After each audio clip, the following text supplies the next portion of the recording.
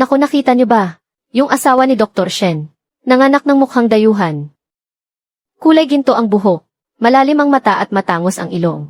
Para talagang manikang dayuhan. Kaya pala 2 taon ng kasal si Dr. Shen. Pero hindi pa nagkakaanak. Tapos bigla na lang nanganak. Ito pala ang hinihintay niya. Dr. Shen, congratulations ha. Narinig ko imported daw ang anak mo. Ang ganda naman ng lahi, half-breed talaga. Ang swerte mo naman, Dr. Shen. Dr. Son, anong ibig mong sabihin? Ay, hindi mo pa pala alam. Nanganak ang asawa mo ng parang manikang dayuhan. Kulay ginto ang buhok, matangos ang ilong. Hindi tulad nating mga Pilipino. Wala talagang pagkakahawig. Kumalat na sa buong ospital. Dr. Shen, dahan-dahan lang sa paglakad. Nanganak na. Hindi naman iyan tatakbo.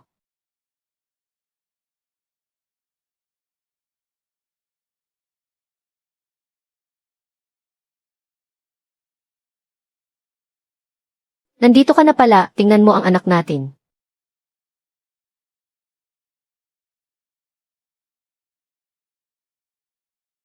Ano to?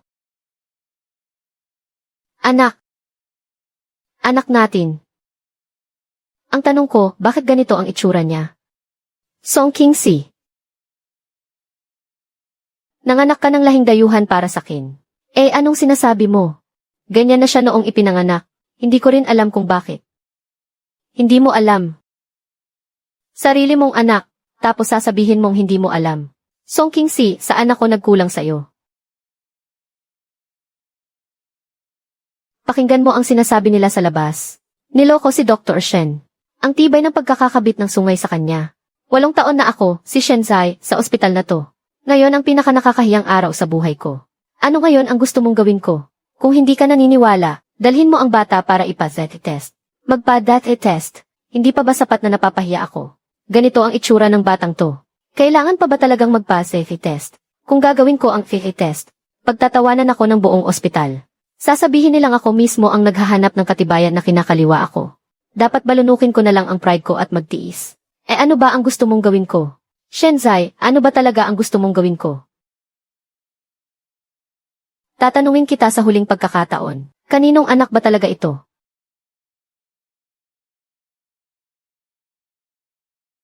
Sa'yo. Sa'yo talaga to. Anak natin siya. Mukha siyang manikang dayuhan. Song Qingxi.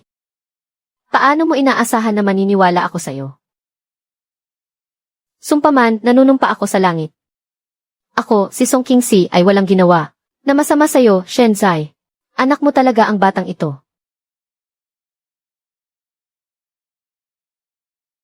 Bibigyan kita ng 3 araw. Pag-isipan mong mabuti, at sabihin mo sa akin ang totoo. Ang sinasabi ko ang totoo. Shen Zai, huminto ka. Samahan mo akong magpa-DET test. Magpa-DET test. Paano na lang ako sa buong ospital? Paano pa ako haharap sa mga tao?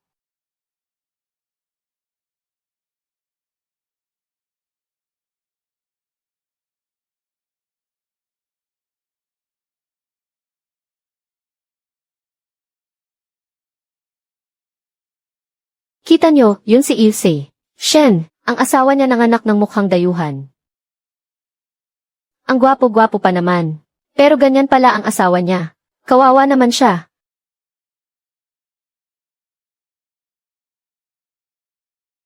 Chay. Shen, narinig ko, yung anak mo raw. Mukhang foreigner. Pwede mo ba kaming turuan? Kung paano makahanap ng asawang Pilipina na kayang manganak ng mukhang foreigner? Anong sabi nyo? Uy, tama na, tama na. Huwag mong saktan ang damdamin niya. Nagtatanong lang naman ako. Dr. Shen, mukha kang magaling. Hindi ko akalain na kahit asawa mo hindi mo mabantayan. Halika kayo, tingnan ninyo. Nako, mananakit na ang doktor. Bitawan mo ako.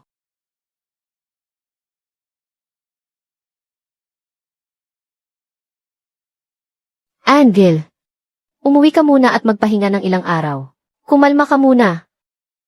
Dito sa ospital, ako na ang mag-aaproba ng leave mo. Tuloy pa rin ang sahod mo. Huwag kang gagawa ng kalokohan. Kapag nanakit ka, talo ka na talaga. Director Liu. Hindi mo ba narinig ang mga sinabi niya? Narinig ko. Pero doktor ka. Sinaktan mo ang pamilya ng pasyente. Kasalanan mo iyon. Umuwi ka na at magpahinga. Samahan mo ang asawa't anak mo. Pag-usapan ninyo ng maayos. Ang pangalan ng pamilya song natin. Sinira mo ng tuluyan. Alam mo ba, ang tatay mo pumunta sa palengke kanina. May nagtanong sa kanya tungkol sa anak niyang babae. Kung nanganak daw ba ng mukhang dayuhan. Sa galit ng tatay mo, hindi na siya namalengke. Umuwi na lang siya agad. Ma, hindi po ganyan ang iniisip ninyo. Hindi ko po talaga siya niloko. Anak po talaga ni Shenzi ang batang to. Sinong niloloko mo? Ano ka, dayuhan? Para magkaanak ka ng kulay ginto ang buhok. Anong akala mo sa akin 3 taong gulang? Ma, pati ba naman kayo hindi naniniwala sa akin? Paano ako maniniwala sa'yo? Malapit nang ma-engage ang kapatid mo. Kapag nalaman ng pamilya ng babae na may ganito siyang kapatid, paano pa natin pag-uusapan ang kasal na ito? Umuwi ka ngayon din. Linawin mo ang lahat sa harap ng buong pamilya. Laging hindi nagpapakita ang ate mo. Sobrang nakakabahala na nga iyon. Huwag mo nang idamay pa ang kapatid mo.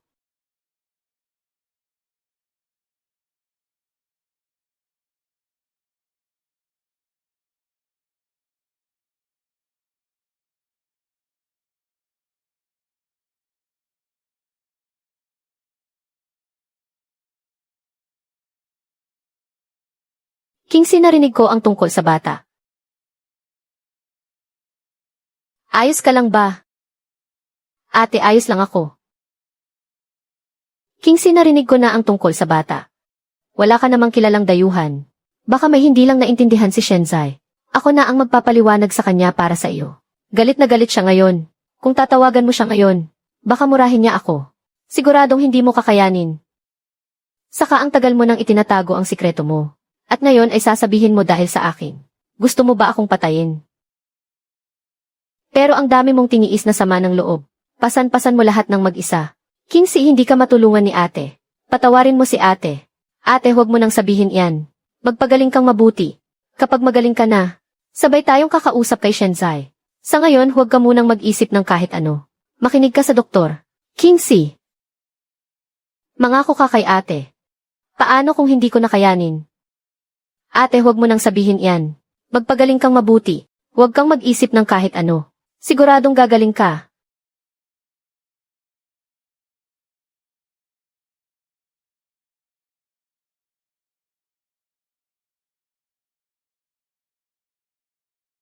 Sa akin ka pa mag-inarte tungkol sa privacy. Song Kingsley, nanganak ka ng anak ng iba. Tapos may gana ka pang sabihan ako tungkol sa privacy. Sinabi ko na sa iyo na anak mo iyan. Ilang beses ko bang kailangang sabihin para maniwala ka? Kung ganoon, ibigay mo sa akin ang cellphone mo. Kung hindi mo maibigay, ibig sabihin may tinatago ka.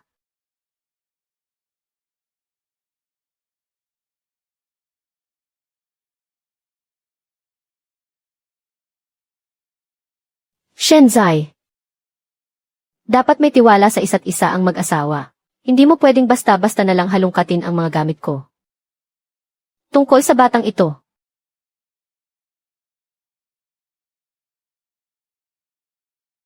Itong bata. Itong anak sa banyaga na ito. Mahuwag niyo namang pagsalitaan ng ganyan ang bata.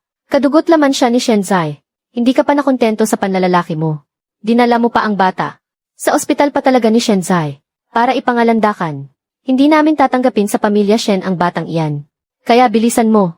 Bilisan mo at ilayo mo siya rito. Huwag mong dungisan ang pamamahay ng mga Shen. Manakikiusap po ako. Pakinggan niyo po muna ang paliwanag ko. Anak po talaga siya ni Shenzai. Wala po akong ginawa. Kahit anong ikasisira ng tiwala ni Shenzai. Tingnan mo iyang magaling mong asawa. Sinabi ko na noon pa. Hindi dapat pinakasalan ang babaeng iyan. Pero hindi ka nakinig. Ayan na ngayon. Alam na ng buong ospital. Saan pa ilulugar ng papa mo ang mukha niya? Dadalhin ko ang bata para magpa-test. Ipapakita ko sa inyo ang resulta, pwede ba?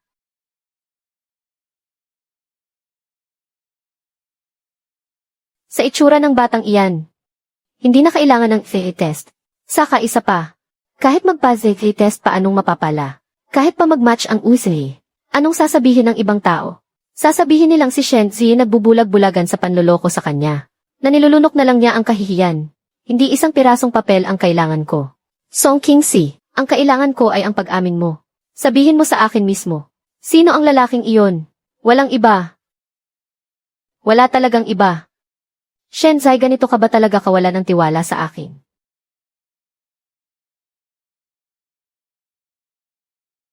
Kapag nakapagdesisyon ka na ilayo ang bata, saka ka lang ulit makakabalik sa bahay na ito. Kung hindi, huwag ka nang babalik.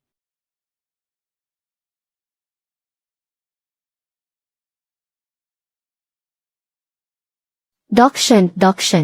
Sandali lang. May sasabihin sana ako. Hindi ko alam kung dapat ko bang sabihin sa iyo. Ano iyon? Noong isang araw, sa coffee shop sa tabi ng ospital, nakita ko si King Si. Kasama niya ang isang lalaking mestizo. Magkatabi silang nakaupo. Mukha silang malapit sa isa't isa. May inabot pa sa kanya ang lalaki. At tinanggap niya ito ng nakangiti. Hindi ko nasabi sa iyo agad noon. Pero ngayong ganito na ang sitwasyon tungkol sa bata. Pakiramdam ko dapat mong malaman. Ano ang itsura ng lalaking iyon? Golden brown ba ang buhok niya? Kamukha ba niya ang bata? Oh. Akala ko pa nga noon. Kamag-anak siya ni King Si. Kaya hindi ko na pinansin. Dolphy Shen, huwag kang masyadong malungkot. Baka, may hindi lang pagkakaunawaan.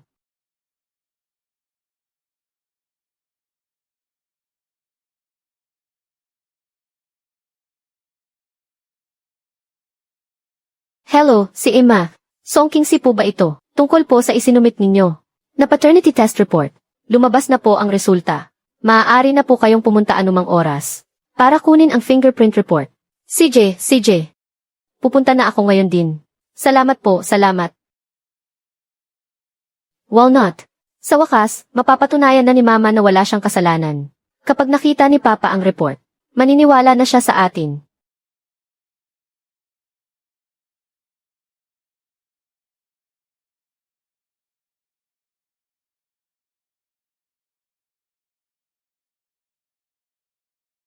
Shenzai, lumabas na ang resulta ng paternity test. Tingnan mo mismo. Suportado ang pagiging magkadugo. 99.99% pataas. Anak mo. Ay anak mo.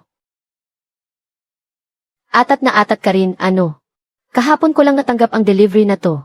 Tapos ngayon, dadalhan mo na ako ng report. Song King Si, sa tingin mo ba tanga ako? Sinasabi sa report na nakuha ko na magkadugo raw tayo. Shenzai, pakinggan mo ako. Peke ang hawak mo. Peke ang sa akin. Song King Si, sa tingin mo ba maniniwala ako sa'yo? Kung makahawak ka sa cellphone mo, napakahigpit. Ayaw mong may makita ako. Tapos ngayon bibigyan mo ako ng peking report. Hindi kita niloloko, hindi talaga kita niloloko. Pwede kang tumawag sa testing center para magtanong. Pwede mong alamin kung sino ang nagpadala ng delivery na to. Tumawag tayo ng pulis. Ipaimbestiga natin. Pulis. Para malaman ng buong mundo na akong si Shenzai. Pati ba naman paternity test kailangan pa ng pulis para malaman kung totoo? Hindi pa ba sapat ang kahihiyan ko?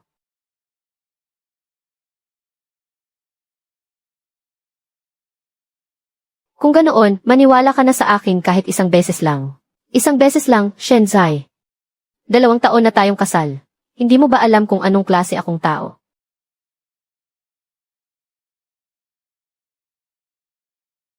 Sinabi na sa akin lahat ni Wan King. Yung lalaking mestizo sa coffee shop. Ganyan mo na lang ba talaga ako gustong lokohin para mag-alaga ng anak sa labas? Song King Si. Saan ba ako nagkulang sa'yo? Isama mo ang bata at umalis ka. Ayokong makita siya.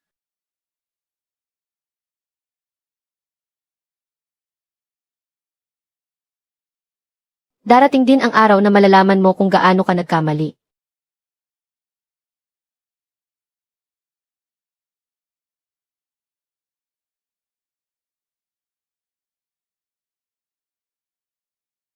Logistics Department ba ito? Ako si Shenzai.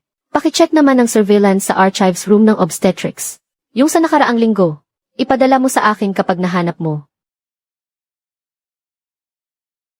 Yung surveillance noong nakaraang linggo, matagal nang sira. Hindi pa naayos.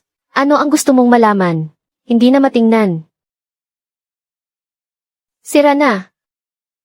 Paano nasira?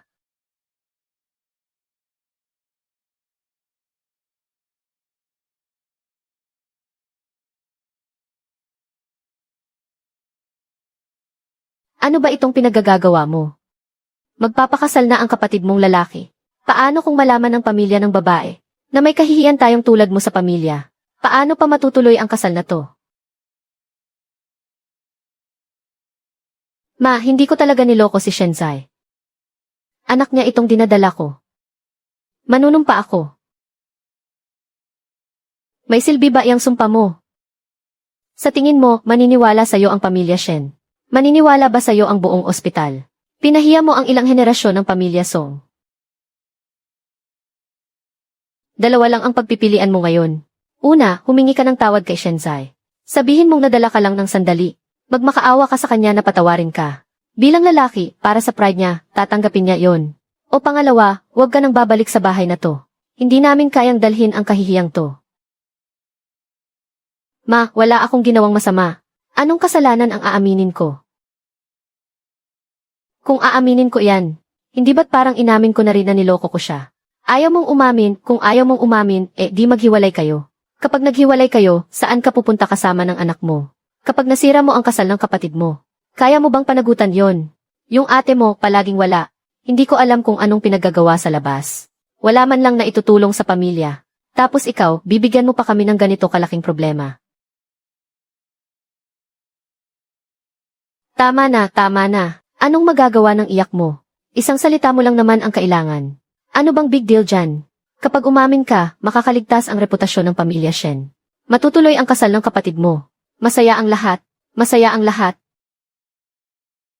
Paano naman ako? Para sa bagay na hindi ko ginawa, bakit ako aamin? Kung hindi ka aamin, lumayas ka rito ngayon din. Hindi tinatanggap sa pamilyang ito ang mga taong may dungis sa pangalan. Kailan ka pa babalik?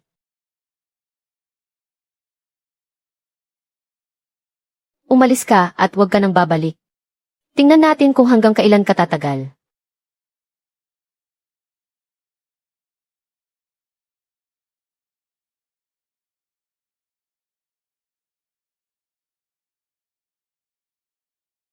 Pinilit ka na naman nila.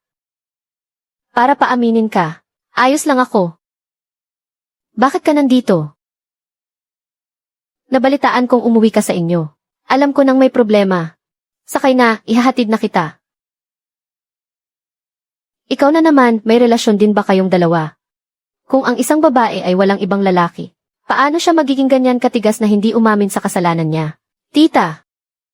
Magkababata po kami ni Kingsley. Hindi niyo po ba alam kung anong klaseng tao ako? Kailangan niya ng tulong ngayon.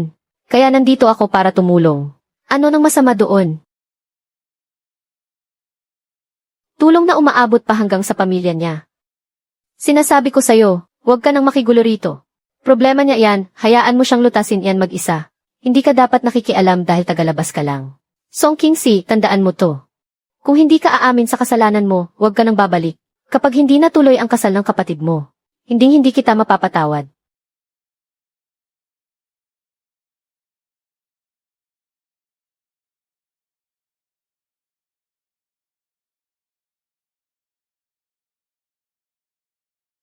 Shenzai. Binlock mo ko. Shenzai, ayaw mo man lang ba akong pakinggan kahit isang salita lang? Ilve, baby, tahan na. Tahan na, wag nang umiyak.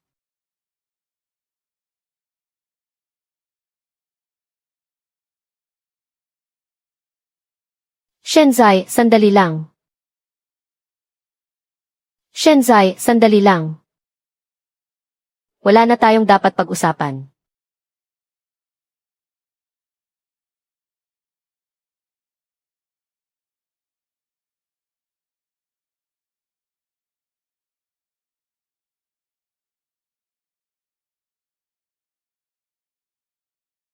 Ikaw yung asawa ni Dr. Shen, di ba? Yun, may gusto sana akong sabihin, hindi ko lang alam kung dapat ko bang sabihin sa'yo. Tita, ano po ang alam ninyo? Pakiusap po, sabihin niyo na sa akin.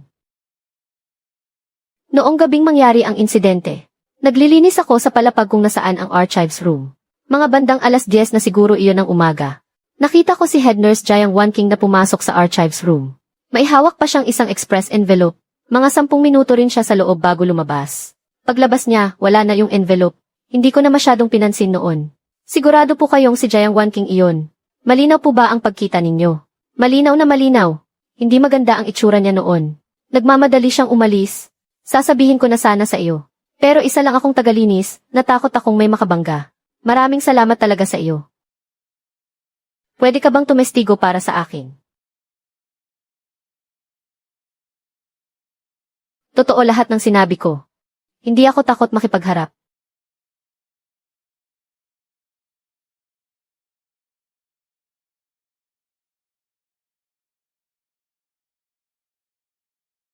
Kingsley, bakit ka na parito?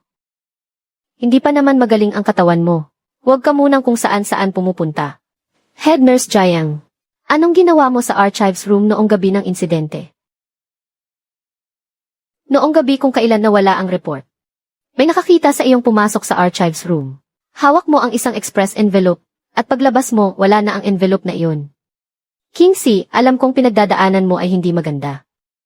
Pero paano mo nagagawang pagbintangan ako ng ganito? Wala naman tayong alitan. Sinasabi mong pinalitan ko ang report mo. Anong ebidensya mo? Anong karapatan mong siraan ako ng ganito? Jiang Wanqing, huwag ka nang magkunwari. Kitang-kita ka ng cleaning lady. Itatanggi mo bang pumasok ka sa archives room noong araw na iyon?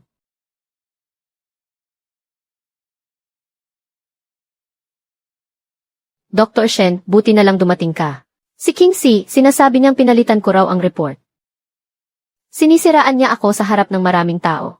Hindi ko talaga alam kung bakit niya ito ginagawa sa akin. Ganyan pala ang asawa ni Dr. Shen. Hindi ganyang klase ng tao si Ate Wanqing. Siya na nga itong madumi, gusto pa mandamay ng iba.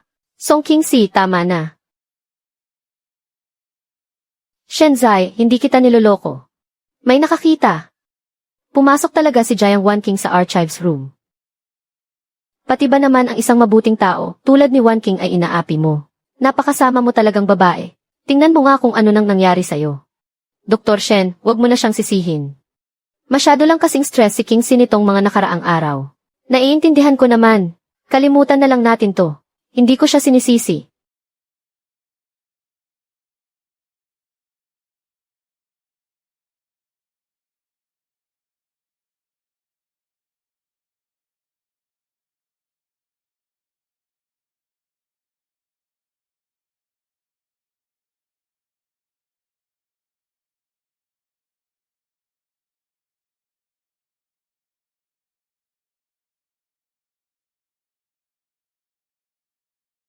Xiao Hetao. Anak, patawarin mo si Mama. Pagod na talaga si Mama. Hindi ko na kaya. Walang silbi si Mama. Hindi kita kayang protektahan. Pati ang ate mo hindi ko kayang protektahan. Xiao Hetao, paglaki mo, huwag mong sisisihin si Mama. Hindi ko na talaga kaya. Walang sinuman ang naniniwala sa akin.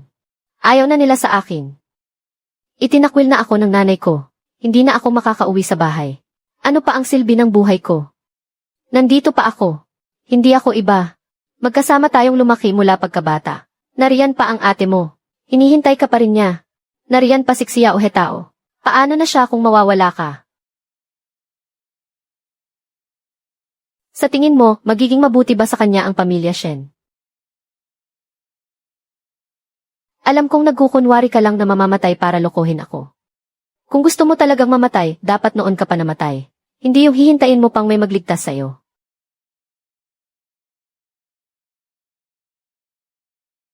Shenzai, hindi ako nagkukunwari. Tutu. Tama na.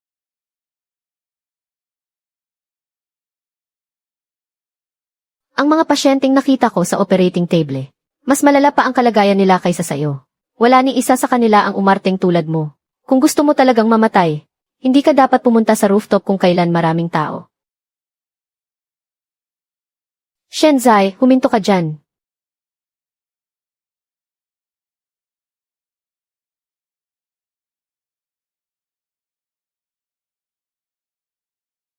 Bakit? Ipagtatanggol na siya ng bago niyang asawa. Magsisisi ka. Darating din ang araw na malalaman mo kung gaano ka kagago sa mga sinabi mo ngayon. Sinasabi ko sa'yo, hindi ka kailanman pinagtaksilan ni Song Kingsley. Ang dami niyang tiniis na mag-isa, wala kang kaalam-alam. Nagkakampihan pa kayong dalawa, bagay na bagay talaga kayo. Maging maligaya sana kayo.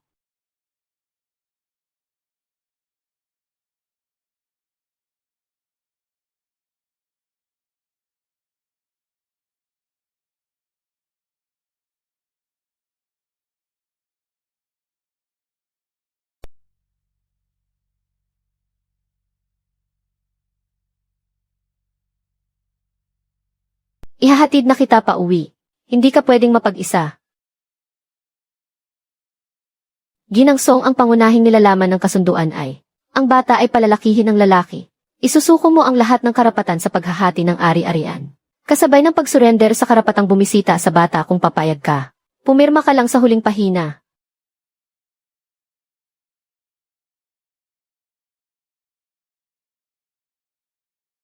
Hindi ko kayang isuko ang karapatang bumisita sa bata. Hindi ako papayag dito. Pwede kong hindi kunin ang pera. Pero hindi ko kayang hindi makita ang anak ko. Hindi ka karapat-dapat maging ina. Isang taong kahit ang ama ng sarili niyang anak, ay hindi kayang sabihin ng malinaw. Anong karapatan mong makita ang bata? Shenzi, 100 beses ko nang sinabi. Anak mo ang bata. Hindi kita kailanman pinagtaksilan. Pwede mo akong kamuhian. Pwede mo akong ayawan. Pero hindi mo pwedeng ipagkait sa akin na makita ang anak natin.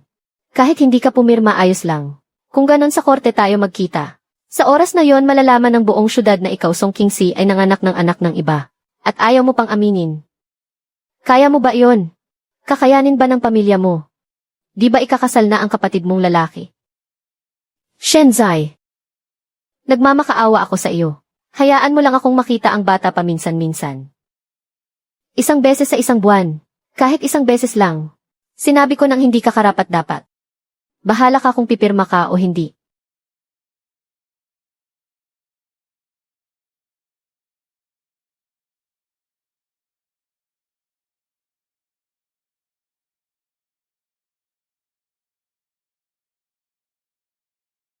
Shenzai, darating ang araw. Malalaman mo kung anong ginawa mo ngayong araw. Sa oras na iyon, kahit lumuhod ka pa sa harapan ko, hindi kita mapapatawad. Kahit na lumuhod ka pa sa harapan ko, hindi kita mapapatawad. Hindi darating ang araw na iyon. Ilagay mo na lang dyan. Magkakalinawan tayo, hindi ko aalagaan ang batang iyan. Hirap na hirap kami ng tatay mo. Napalakihin ka. Wala kaming obligasyon na alagaan pa ang anak mo. Lalo pat isa siyang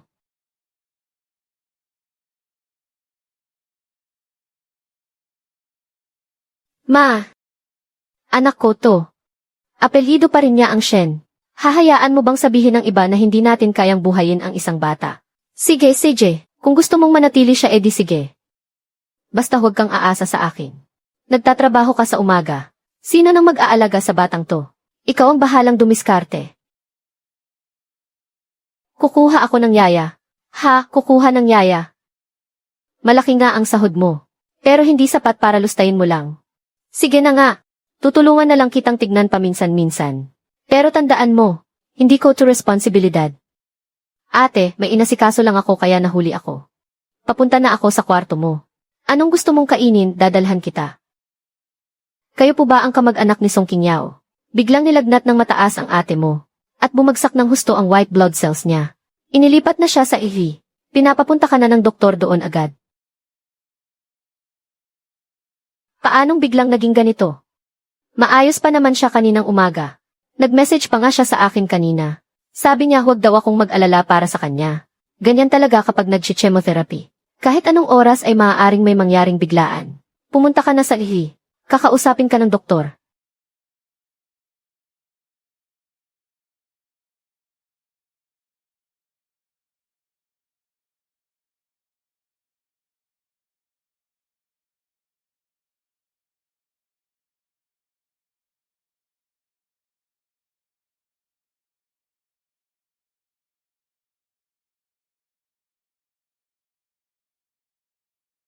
Ek!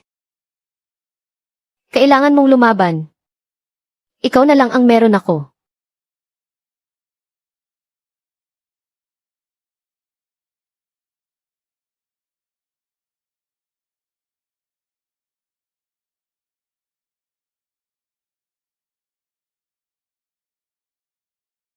Kayo po ba ang kamag-anak ni Song Qingyao? Hindi po maganda ang kanyang kondisyon. Kailangan nating baguhin agad ang treatment plan. Tungkol naman sa bayarin, kailangan niyo munang bayaran ang mga dating bayarin. Humigit kumulang 80,000. Doc. Hahahanap po ako agad ng paraan. Iligtas niyo po muna siya, nakikiusap po ako. Huwag na huwag ninyong ititigil ang gamot. Bilisan mo na.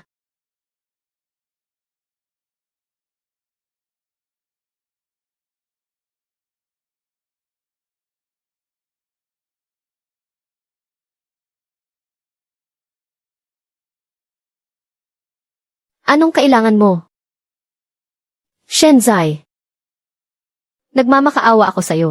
Pahiramin mo ako ng pera. 80,000. Nasa Rizgi ang ate ko. Kailangan niya ng pera para mabuhay. Babayaran kita, pangako. Gagawan kita ng kasulatan, pakiusap. Babayaran talaga kita. Pipirma ako ng kahit ano, parang awa mo na. At mo, wala ka namang nabanggit na ospital ang ate mo. Song Kingsi, anong kasinungalingan na naman yan para makahingi ka ng pera? Hindi ako nagsisinungaling sa'yo. Nasa list talaga ang ate ko. Naka-admit siya dito mismo sa ospital ninyo. Pwede mong i-check. Shenzai, parang awa mo na. Wala na akong ibang malalapitan ngayon. Ikaw na lang. Sige, magbibigay ako ng pera. Pero sabihin mo sakin ang totoo. Kanino ba talagang anak yan? Sino ba talaga yung lalaking foreigner na iyon? Sabihin mo sakin ang totoo ngayon. I-transfer ko agad ang pera. Shenzai, anak mo talaga siya. Yung lalaking yun. Hindi ko pwedeng sabihin. Pero maniwala ka, sumusumpa ako. Nasa list talaga ang ate ko. Hindi mo pwedeng sabihin. Kung ganon, wala na tayong dapat pag-usapan. Song Kingsi, problema mo yan kaya solusyonan mo mag-isa. Huwag kang umasang makakakuha ka ng pera sakin.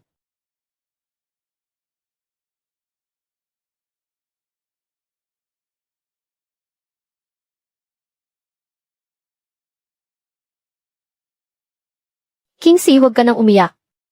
Dala ko na ang pera. Sapat na ba ang 85,000? Kung hindi sapat gagawa ako ng paraan. Zaizu, saan ka nakakuha ng ganito kalaking pera? Importante ang buhay ng ate mo. Huwag mo nang patagalin. Magbayad ka na agad. Huwag mo nang patagalin. Zaizu, salamat. Maraming salamat. Siguradong ibabalik ko sa'yo ang pera. Huwag mo munang isipin yan. Magmadali ka nang magbayad. Kung may kailangan ang ate mo, sabihan mo lang ako agad. Song Qingyao, bayad na 85,000. Pirmahan po ito ng kamag-anak.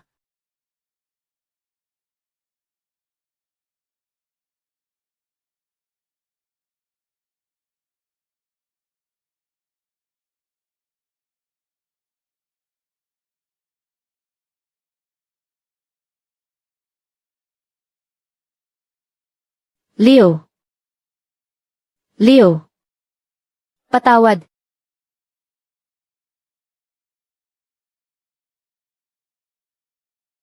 Leo. Leo. Leo. Ang pangalang Leo. Pangalan ng dayuhan yan. May kilala ring dayuhang lalaki ang ate niya. Dr. Shen, ano po ang tinitingnan ninyo? Song Qingyao. Hindi ba't ate yan ni Song Kingsi? Na-ospital siya.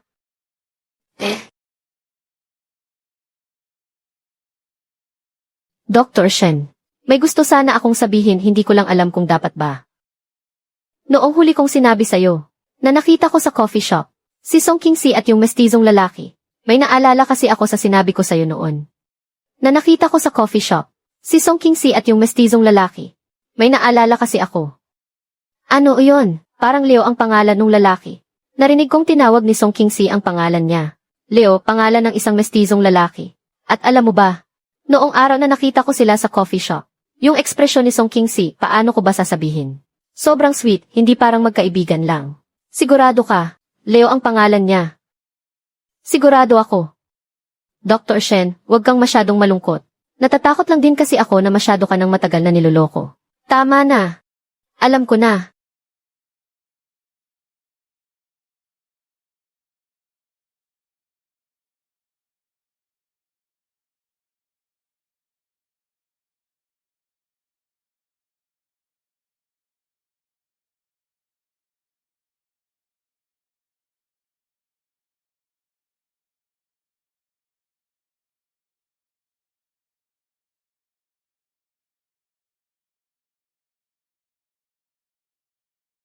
Shenzai, bakit mo ako pinatawag? May itatanong ako sa iyo. At sagutin mo ako ng totoo. Sino si Liu? Paano mo nalaman ang tungkol kay Liu? Paano mo nalaman ang tungkol kay Liu? Kingsley, wag mo nang lokohin si Dr. Shen. Kitang-kita ko mismo sa coffee shop noong araw na iyon. Magkasama kayo nung Liu na iyon. Nagtatawanan at nag-uusap pa kayo. Ganyang kalala ang sakit ng ate mo. Tapos may gana ka pang pumunta sa coffee shop kasama ng ibang lalaki.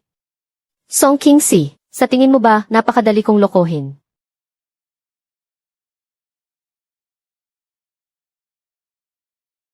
Shenzai, hindi yan tulad ng iniisip mo. Si Liu ay para sa ate ko. Kingsley, nag-aagaw buhay na ang ate mo. Tapos sa kanya mo pa isisisi ang mga bagay na ito. Hindi ka ba kinokonsensya? Hindi ka na makapagsalita. Song Kingsley, ano ba talaga ang relasyon ninyo? Sa kanya ba ang bata? Kailangan ko ng sagot ngayon. Sa iyo ang bata. Hindi ko pwedeng sabihin ang tungkol kay Liu. Pero isinusumpa ko. Wala kaming anumang relasyon ni Liu. Shenzai, maniwala ka naman sa akin kahit ngayon lang. Maniwala sa iyo. Paano pa ako maniniwala sa iyo? Ayaw mong ipakita ang phone mo. Pineke ang resulta ng paternity test. At ngayon, may biglang lumitaw na Liu. Pero wala kang gustong sabihin. Simula ngayon. Huwag ka nang tumapak sa pamamahay ko kahit kailan. Simula ngayon. Huwag ka nang tumungtong sa bahay ng mga Shen. At kalimutan mo na ang bata. Epektibo na ang ating divorce agreement. Wala ka ng anumang karapatan.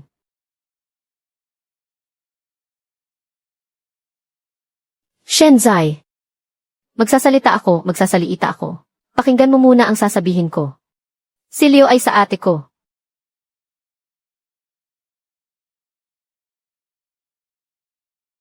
Tama na. Ayoko nang makinig sa mga imbento mong kwento.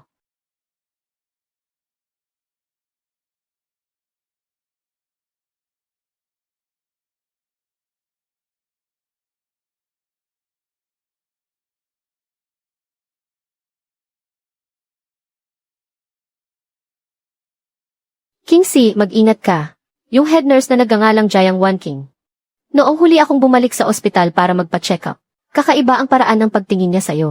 Pakiramdam ko talaga ay may masama siyang intensyon. Ate, anong sinasabi mo? Jiang Wanqing. Basta iwasan mo siya. Matagal na si ate sa ospital. Mas magaling akong kumilatis ng tao kaysa sa'yo. Siya nga. Mula nang ipanganak ang bata, siya na ang may pakana sa lahat. Hindi lang ako ang nakakita noong gabing iyon. Nakita rin ni Xiao Zhang. Nakaduty siya sa surveillance room. Sabi niya, nakita raw niya si Jiang Wanqing na pumasok sa records room. Kahit sira ang surveillance camera. Pero yung camera sa may hallway, may backup pa pala. Palihim akong nag-save ng isang kopya.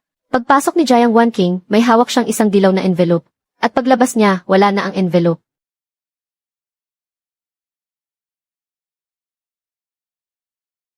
Pakiusap, ibigay mo sa akin ang video na yon. Pupuntahan ko si Shenzi para ipaliwanag ang lahat.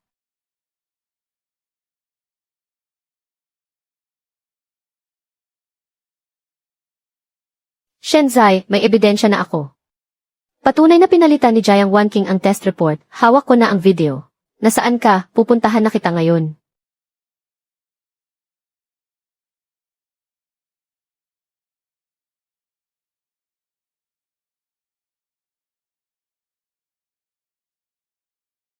Ayos ka lang ba? Bakit hindi ka tumitingin sa dinadaanan mo?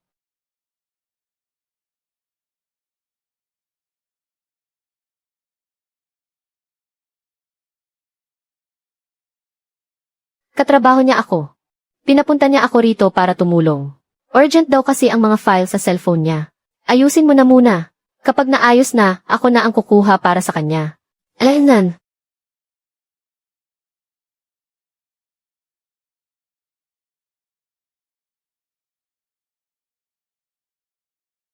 Dr. Shen. Nasira ang cellphone ni Kingsley kahapon. Pinakiusapan niya akong kunin ito para sa kanya. Pero ako, hindi ko sinasadya na makita ang mga chat sa loob. Sa tingin ko, kailangan mo itong makita.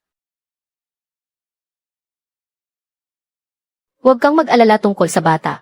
Naayos ko na ang lahat kay Shenzai. Hindi siya maghihinala. Kapag humupa na ang galit niya, gagawa ako ng paraan para makakuha ng pera sa kanya.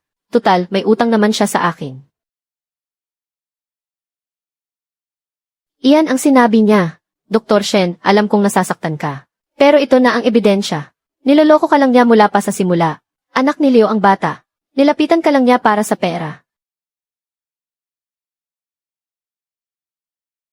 Ang totoong pagkatao ng babaeng ito. Sa wakas, nakita ko na rin. Ang bata. Hinding-hindi na niya ito makikita. Hindi mo na kailangang masaktan ng sobra. Mabuti na at nalinawan ka na.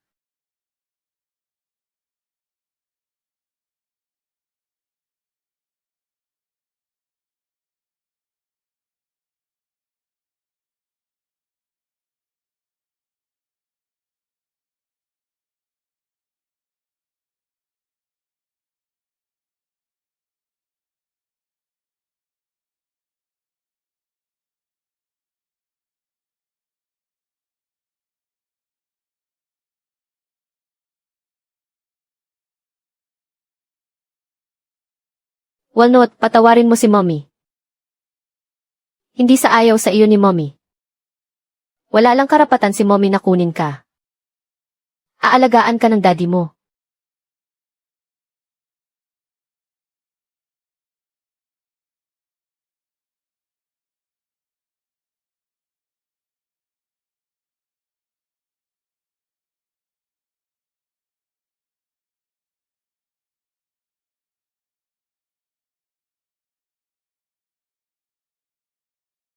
Hindi niya ako kailanman minahal. Nilapitan lang ako para sa pera. Song King-si, sa wakas nagsabi ka na rin ang totoo.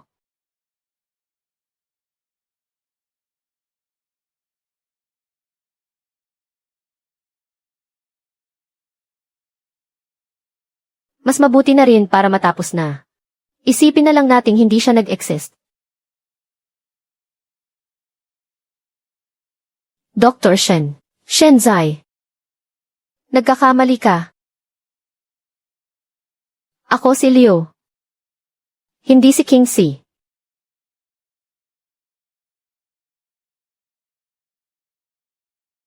Ang ate mo, bago siya pumanaw, palaging tinatawag ang pangalan ng isang tao. Parang Leo ang pangalan. At palagi ring tinatawag ang pangalan ni Dr. Shen. Nga pala, kanina pa niya hawak-hawak ang cellphone na to.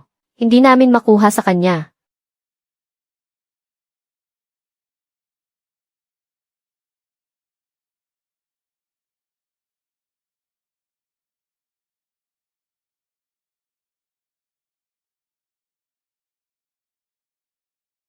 Ek! Sa huli, pinag-alala pa kita. Dapat pala lagi lang akong nasa tabi mo.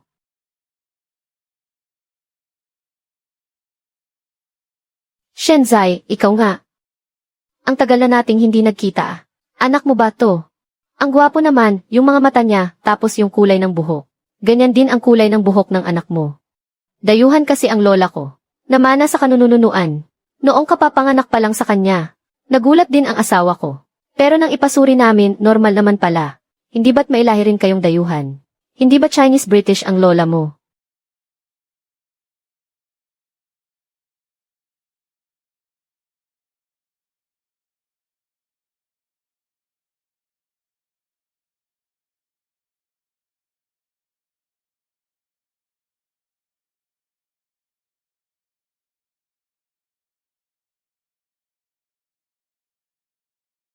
Lola, paano naman?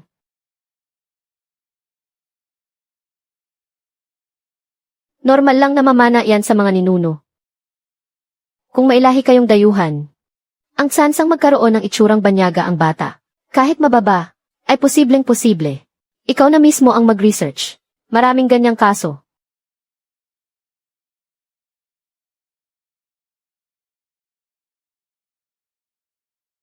Lola, nagkamali po ako. Ako mismo ang nagtaboy sa mag-ina palayo.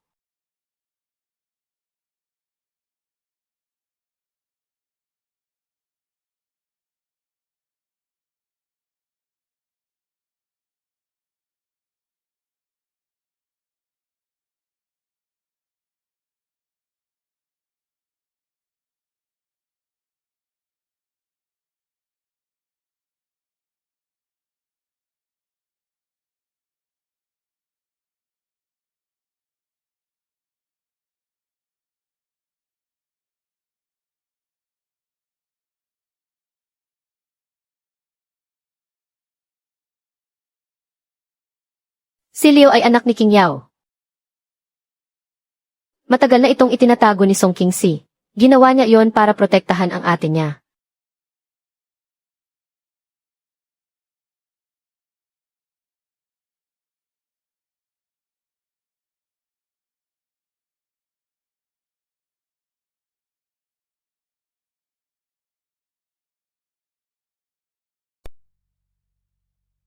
Song Qingxi. Bakit hindi mo sinabi sa akin kaagad? Ano ba talaga ang nagawa ko sa'yo?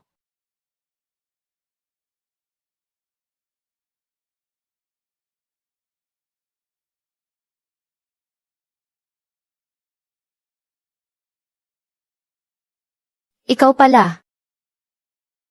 Ikaw ang nagpalit ng report.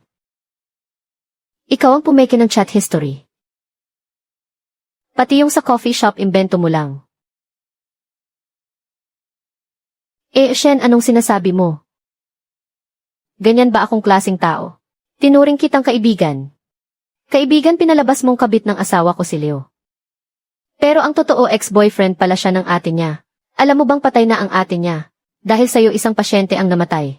Na hindi man lang nasabi ang katotohanan. Hindi ko alam ang sinasabi mo. Wala akong kinalaman sa mga yan. Shen, huwag kang magpaloko kay Song Qingxi. Napakagaling niyang umarte. Hahanap ako ng ebidensya. Jiang Wanqing, maghintay ka lang.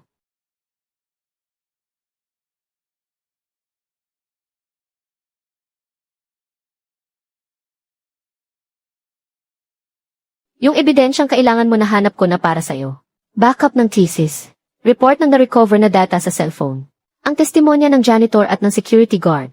Nandito lahat. Tingnan mo mismo. Yang babaeng pinagtatanggol mo. Kung anong klaseng tao ba talaga siya.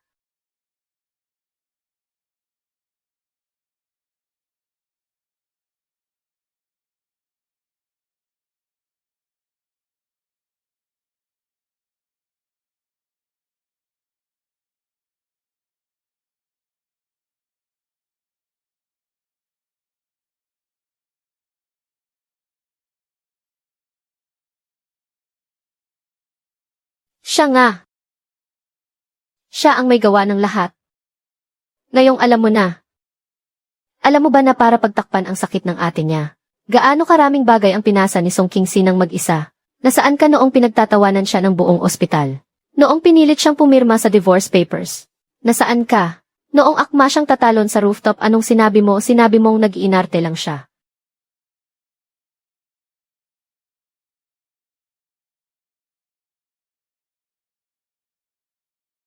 Shen. Director. Anong ginagawa ninyo dito? Shen Zai, ginawa ko to. Lahat dahil mahal na mahal kita. Mula pa noong unang araw mo sa ospital. Gusto na kita model. Ano bang meron siya na wala ako? Anong karapatan niyang pakasalan ka? Ang pag-ibig ay hindi dahilan para manakit ng iba. Sinira mo ang isang pamilya. Nagdulot ka ng pagkamatay ng isang pasyente. Hanggang sa kamatayan, hindi nasabi ni Song Qingyao ang katotohanan. Dahil lahat to sa'yo. Shen Zai, magsisisi ka. Napakalupit mo sa akin. Magsisisi ka. Magsisisi ka. Ang numerong inyong tinatawagan ay wala sa serbisyo. Pakicheck ang numero at tumawag muli.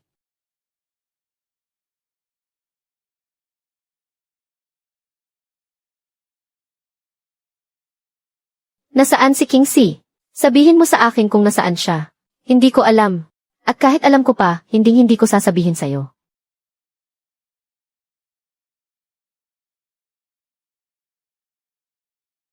Song Qingxi, 3 buwan na siyang nag-resign. Wala kaming contact information niya.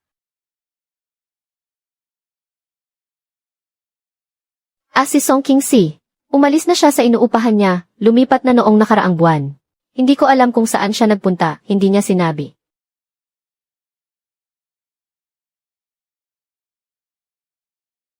Hindi siya mahanap kahit saan, hindi siya mahanap. Song Qingxi, nasaan ka na ba talaga?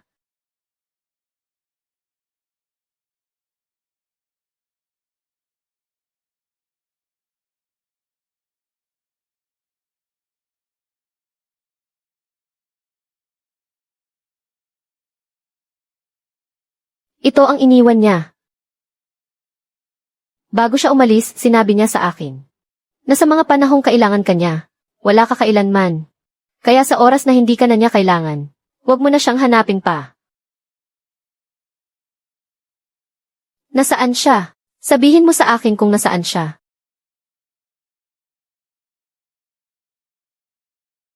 Shenzai, ito na ang huling pagkakataon mo.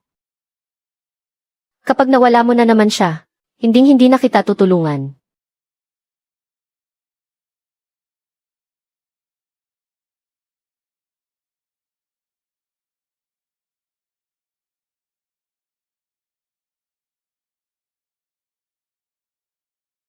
Nasa bahay siya ng lola mo, di ba? Sinabi mo sa akin dati. Ang bahay ng lola mo, ang lugar na para sa'yo ay pinakamasaya. Sinabi ko pa nga, nasisikapin kong gawing ang tahanan natin, na mas masaya pa kaysa sa bahay ng lola mo.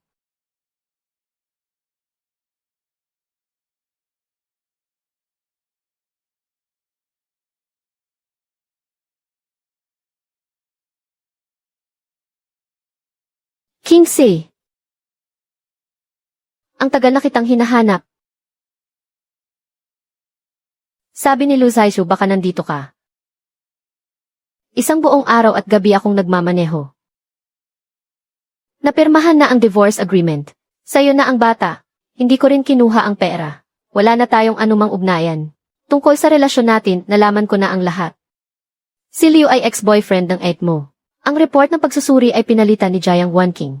Ang mga chat record ay gawa-gawa niya lang. At saka ang lola ko. Siya ay mailahing British-Chinese. Si Little Walnut mula umpisa hanggang ngayon ay anak ko. Siya ang sarili kong anak, ako si Shenzai. Ano ngayon kung nalaman mo na? Hindi ba't matagal mo nang inisip na sinungaling ako? Sinabi mong nagpapanggap akong mamamatay na. Sinabi mong hindi ako karapat dapat maging ina. Sinabi mong kahit ang mabait na si Wanqing ay inaapi ko. Nakalimutan mo na ba ang mga salitang iyon? Hindi ko nakalimutan habang buhay ko itong hindi malilimutan. Kingsley, alam kong nagkamali ako. Hindi ako humihingi ng tawad mo. Hinihiling ko lang na bigyan mo ako ng isang pagkakataon. Hayaan mong gamitin ko ang buong buhay ko para bumawi sa'yo. Wala kang kasalanan. Kasalanan ko. Nagkamali ako ng taong minahal. Kahit ang ate ko, bago siya mamatay, nag-aalala pa rin para sa akin. Alam ko. Nalaman ko na ang lahat. Nakita ko ang cellphone ni King Yao. Iyong mensaheng hindi niya naipadala. Nakita ko rin. Gago ako. Dapat na akong mamatay.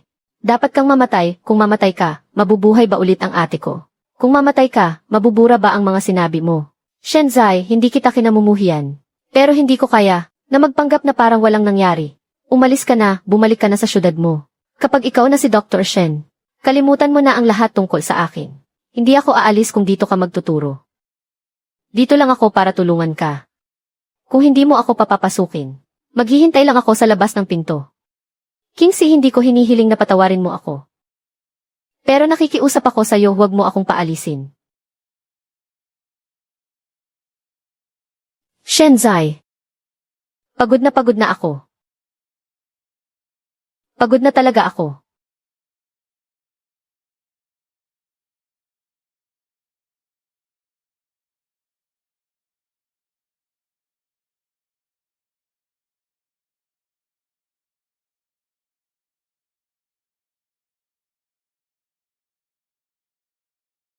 Yung cellphone mo.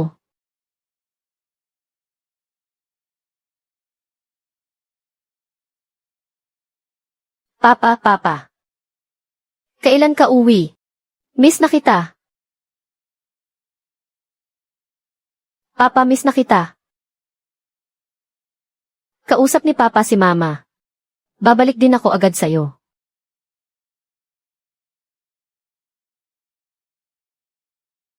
Nasaan si Mama, Mama? Nasaan si Mama? Miss na ni Xiao Hetao si Mama. Mama, bakit hindi mo ako binibisita? Mama.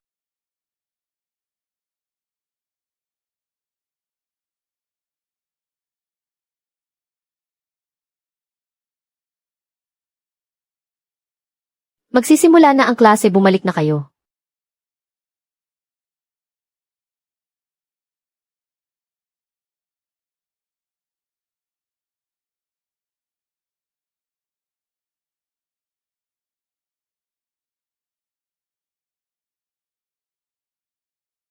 Sampu.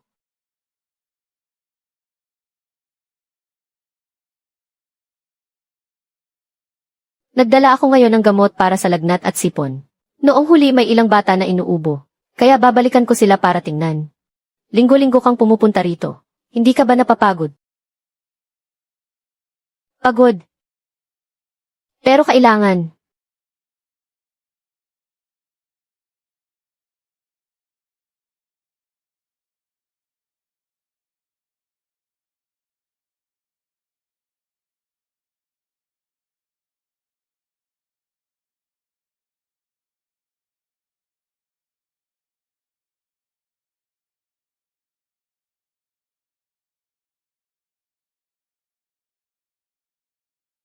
Dr. Shen. Nilagnat si Xiao Hetao habang nasa daan pa lang kami. Hindi tumalab yung gamot sa lagnat na pinainom ko.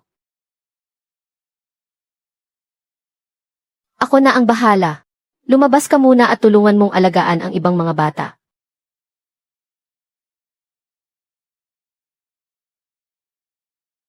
Xiao Hetao, Xiao Hetao. Tingnan mo si Papa. Xiao Hetao.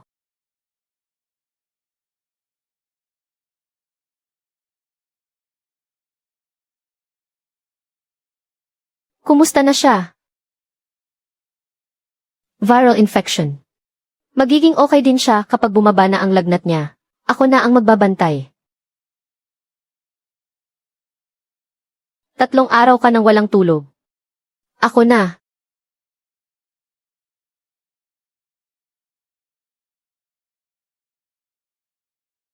Ikaw ang nanay niya, pero ako ang tatay niya.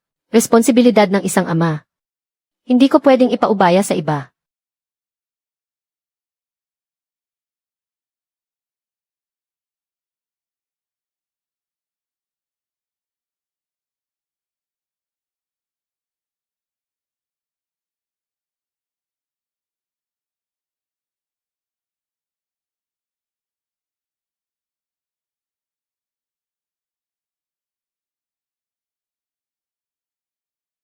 Papa.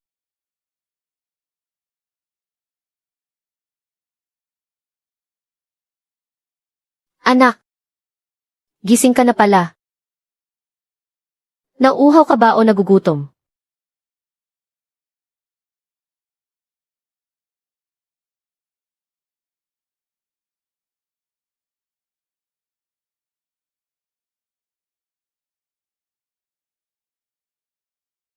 Salamat sa'yo. Maraming salamat talaga sa'yo.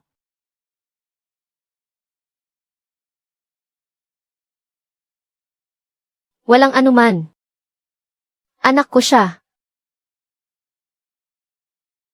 Sinintensyahan si Jiang Wanqing ng 1 taon at 6 na buwan. Alam kong nag-anunsyo na rin ang ospital. Hindi na siya pwedeng maging nurse. Pumunta rito ang nanay mo noong nakaraang linggo. Pumunta rito ang nanay mo noong nakaraang linggo. Ang nanay ko, anong ginawa niya rito? Umiiyak siyang humingi ng tawad sa akin. Sabi niya, nagkamali raw siya. Sabi ko, hindi niya na kailangang humingi ng tawad. Hindi na tayo isang pamilya. Mama, yakap.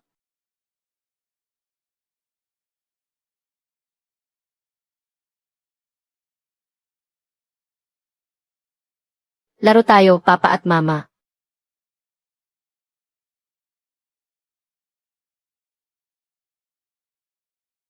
Shenzai.